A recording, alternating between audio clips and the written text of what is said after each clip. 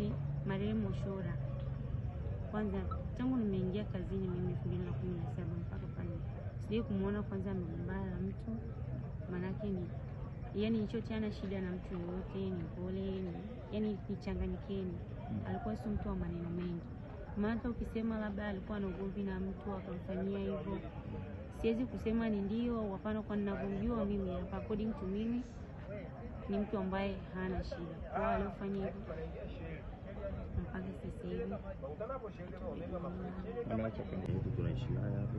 Nilisikiaje? Tulisikia kwenye vikao vya familia kwamba wana mgogoro wa ardhi, nadhani ni kule kwa Uhuru, lakini kwa huko Msaranga hatujajua kama kusikia kama wana mgogoro wa ardhi kwa upande wa huko Msaranga. Lakini taarifa tulizopata ni kule Uhuru kwenye ule mji wao ndipo wanasema wana mgogoro wa ardhi. Labda mgogoro wa ardhi atakapowaita wote kwa uzima milele. Amen. Sasa tunaweza tukaileta miili hii kwa ajili ya mahali hapa tunapoimba 309 karibu na wewe Mungu wangu. Karibu na wewe Mungu wangu.